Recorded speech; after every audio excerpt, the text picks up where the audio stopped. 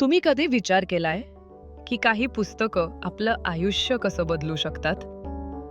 प्रत्येक पुस्तकात दडलेलं असतं एक नवं जग, एक नवं ज्ञान, एक नवा विचार. याच जगाची, याच ज्ञानाची आणि याच विचारांची चला एकत्र मिळून करूया हितगुज. आपले स्वागत आहे हितगुज पुस्तकांशी या तुमच्या वाहिनीवर. कधी असं झालंय का की एखादा निर्णय तुम्ही अगदी खात्रीनं घेतला, त्या क्षणी तो बरोबरच वाटला, पण काही वेळाने किंवा काही दिवसांनी मनात एक प्रश्न उभा राहिला, मी असं का केलं? कधी एखाद्यावर पटकन विश्वास ठेवला, कधी एखाद्याला पहिल्याच नजरेत नाकारलं, कधी पैशाचा निर्णय घाईत घेतला, कधी शब्द बोलून गेले आणि नातं तुटलं. आणि मग नंतर आपण स्वतःलाच विचारतो, मी एवढा मूर्ख कसा वागलो? पण खरं सांगायचं तर तो मूर्खपणा नसतो, तो असतो तुमच्या मेंदूचा स्वभाव. मित्रांनो, स्वागत आहे हितगुज पुस्तकांशी, जिथे आपण फक्त विचार ऐकत नाही तर विचार कसे तयार होतात हे समजून घेतो. आज आपण बोलणार आहोत जगातील सर्वात प्रभावी मानसशास्त्रीय पुस्तकांपैकी एकाबद्दल, थिंकिंग फास्ट अँड स्लो, लेखक डॅनियल कॅनमन. हे पुस्तक तुम्हाला हुशार बनवणार नाही, हे पुस्तक तुम्हाला सांगेल तुम्ही आधीच हुशार असूनही इतक्या चुका का करता. आपला मेंदू एक नाही, तो दोन वेगळ्या प्रकारे विचार करतो. एक भाग आहे जो अतिशय जलद आहे, जो विचार करत नाही, तो फक्त प्रतिसाद देतो. आणि दुसरा भाग आहे जो शांत आहे, हळू आहे, तर्कशुद्ध आहे, पण तो आळशी आहे. डॅनियल कॅनमन या दोन भागांना नाव देतो सिस्टम 1 आणि सिस्टम 2. सिस्टम 1 म्हणजे तुमचा वेगवान मेंदू. तो क्षणात निर्णय घेतो, तो अंदाज लावतो, तो भावना वापरतो, तो सवयींवर चालतो. सिस्टम 2 म्हणजे तुमचा संथ मेंदू. तो विचार करतो, तो थांबतो, तो प्रश्न विचारतो, तो मेहनत घेतो.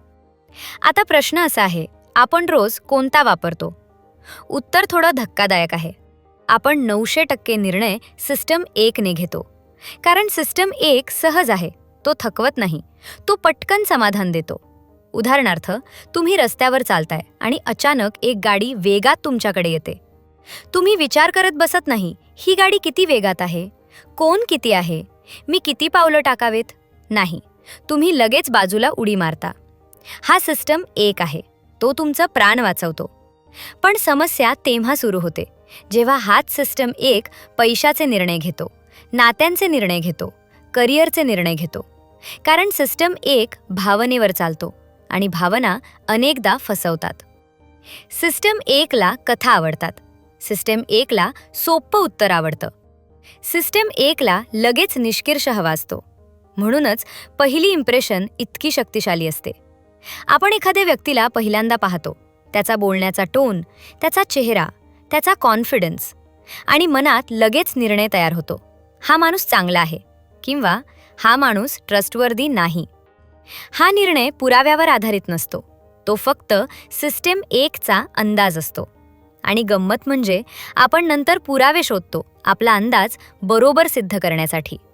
यालाच म्हणतात कन्फर्मेशन बायस. आपण आधी ठरवतो, मग फक्त तेच पाहतो जे आपल्या मताला सपोर्ट करतं. सिस्टम 2 इथे हस्तक्षेप करू शकतो, पण तो करायला मेहनत लागते. सिस्टम 2 म्हणतो, थांब, तुला अजून माहिती नाही, थोडं निरीक्षण कर. पण सिस्टम 2 थकतो, त्याला ऊर्जा लागते, आणि म्हणूनच आपण तो वापरत नाही. तुम्ही कधी लक्ष दिलंय का, दिवसाच्या शेवटी तुमचे निर्णय जास्त चुकीचे असतात? कारण सिस्टम 2 थकलेला असतो आणि मग सिस्टम 1 पूर्ण कंट्रोल घेतो. यालाच कॅनमन म्हणतो डिसिजन फॅटिग. म्हणूनच रात्री उशिरा आपण चुकीचे मेसेजेस पाठवतो, अनावश्यक ऑनलाईन शॉपिंग करतो किंवा चुकीचे शब्द बोलतो. सिस्टम 1 ला आकडे आवडत नाहीत, त्याला प्रॉबबिलिटी समजत नाही.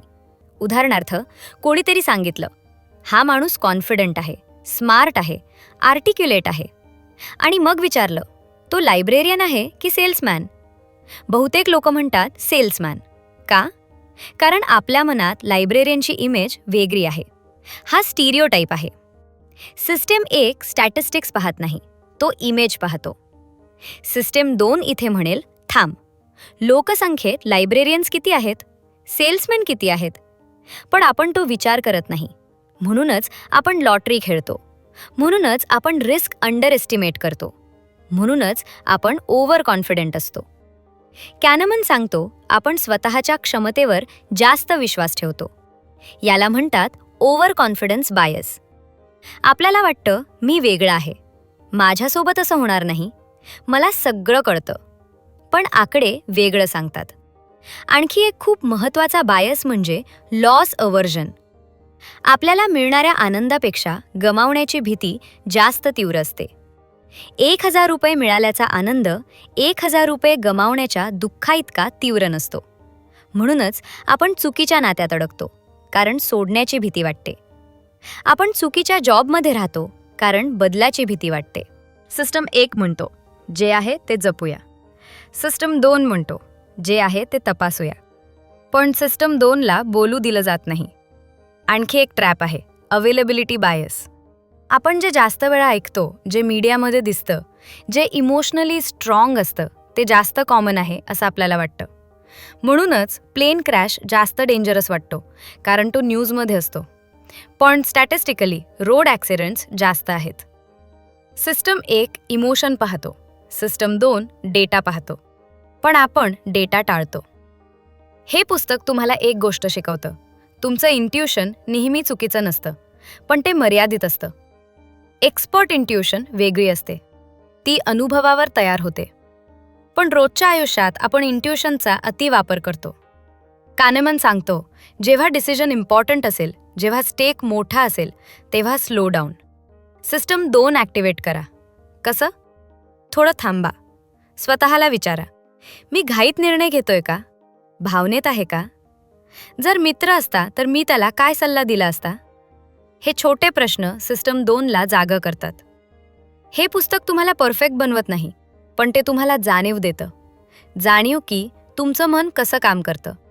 जाणीव की तुम्ही कुठे फसता. जाणीव की तुम्ही थोडं थांबलात तर किती चुका टाळू शकता.